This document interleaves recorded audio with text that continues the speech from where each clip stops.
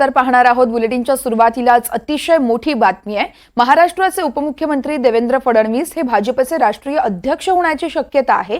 कारण विद्यमान राष्ट्रीय अध्यक्ष हे जे.पी. नड्डा आहेत आणि यांचा केंद्रीय मंत्रिमंडळात समावेश करण्यात आलाय। त्यामुळे त्यांच्या जागी नव्या अध्यक्षाची नेमणूक होणार असल्याचे कळतंय। भाजप राष्ट्रीय अध्यक्ष पदाच्या शर्यतीत फडणवीस यांचं नाव हे आघाडीवर असल्याची माहिती मिळतेय।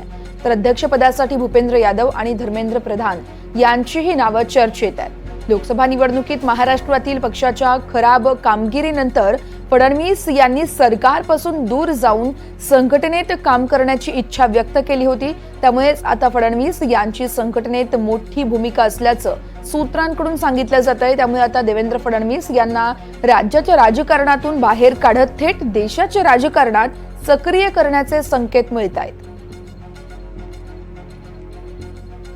या संदर्भात अधिक माहिती देत आहेत आमचे प्रतिनिधी सागर कुलकर्णी। सागर, आपण पाहतोय महाराष्ट्राचे उपमुख्यमंत्री देवेंद्र फडणवीस हे सध्या भाजपचे राष्ट्रीय अध्यक्ष होण्याच्या यादीत असल्याचं कळतंय। संपूर्ण अपडेट्स द्याल?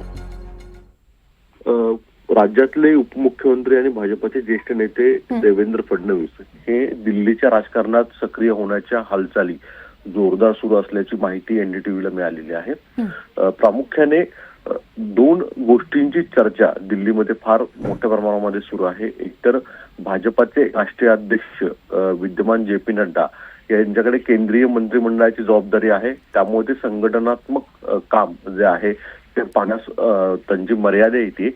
या सगळ्या परिस्थितीत कदाचित केंद्रीय भाजपाचे अध्यक्ष अशा स्वरूपाचे राष्ट्रीय अध्यक्ष स्वरूपाची जबाबदारी देवेंद्र फडणवीसांकडे दिली जाऊ शकते।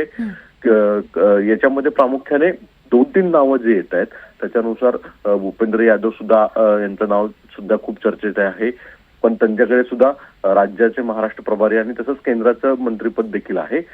अमित शहा यांचे अतिशय निकटवर्ती आहेत।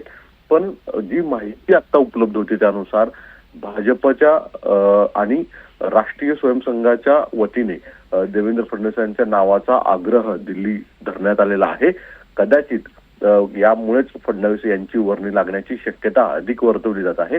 एकतर आपणास माहित आहे की संघटनात्मक स्वरूपात सुद्धा फडणवीसांचं काम राज्य पातळीवर त्यांनी प्रदेशाध्यक्ष म्हणून केलं। त्यानंतरनं भाजप 2014ला राज्यात सत्तेत आलं आणि मुख्यमंत्री पदावर फडणवीस यांनी दमदार काम केलं होतं। 2014 ते 2019 मधला राज्याचा कार्यकाळ त्यांचा फार उच्चस्तरीय म्हणजे चांगला दर्जेदार राहिला होता।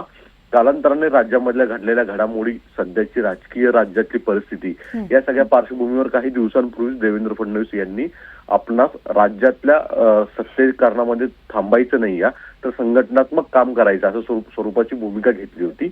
पण स्वतः त्यांना मात्र केंद्रीय पातळीवर अमित शहा यांनी विनंती केली होती की आपण उपमुख्यमंत्रीपद कायम ठेवावं आणि राज्यात लक्ष घालावं। पण गेल्या काही दिवसांपासून स्वतः फडणवीस दिल्लीत जात आहेत आणि या संदर्भात लॉबिंग सुद्धा करत असल्याची माहिती उपलब्ध होती। कदाचित त्यांच्या पाठीशी नागपूर आरएसएसचा फार मोठं बॅकिंग आहे। यामुळेच कदाचित पुढच्या काही दिवसांमध्येच राष्ट्रीय राजकारणामध्ये देवेंद्र फडणवीस सक्रिय होताना दिसतील। राज्यामध्ये पुढील काही दिवसांमध्ये विधानसभेच्या निवडणुका आहेत। तत्पूर्वीच केंद्रीय पातळीवर फडणवीसांचं पुनर्वसन केलं जाईल आणि राज्याच्या राजकारणातून फडणवीस हे बाहेर जात आहेत अशा स्वरूपाचे संकेत सुद्धा दिले जातील असं दिसून येतं। कदाचित संपूर्ण देश पातळीवरचं काम फडणवीस यांना पाहण्याच्या जबाबदाऱ्या दिल्या जातील। आता यामध्ये 2 चर्चा सध्या सुरू आहेत। एक तर राष्ट्रीय अध्यक्ष करणं असेल किंवा कार्याध्यक्ष स्वरूपाची नियुक्ती करून त्यांच्याकडे नवीन पदनिर्मिती केली जाईल। पण त्यासाठी भाजपामध्ये एक नवीन म्हणजे तशा स्वरूपाची एक नवीन पदनिर्मितीचा जो अंतर्गत पक्षामध्ये एक पदनिर्मिती संदर्भामध्ये करण्याची जी कारवाई असते ती करावी लागेल आणि त्यानंतरनं मग त्यांची नियुक्ती होईल। या सगळ्या घडामोडी पुढील काही दिवसात होतील असं सांगितलं जातं। पण एक गोष्ट जवळपास दिसून येते, स्वतः फडणवीस यांनी राज्यातल्या राजकारणापासून दूर जाण्याची भूमिका घेतली आणि कदाचित केंद्रीय पातळीवर याला आता सकारात्मक दुजोरा मिळण्याची शक्यता पुढच्या काही दिवसात आहे। यामुळे केंद्रीय राजकारणामध्ये फडणवीस यांचा जो वाढता वर्चस्व आहे ते पुढील काही दिवसात दिसेल असं समजतं। निश्चितच सागर, त्यामुळे येणाऱ्या काळात नेमक्या काय घडामोडी घडतात ह्या पाहाव्या लागणार आहेत। तुर्तास धन्यवाद आपण दिलेल्या माहितीसाठी।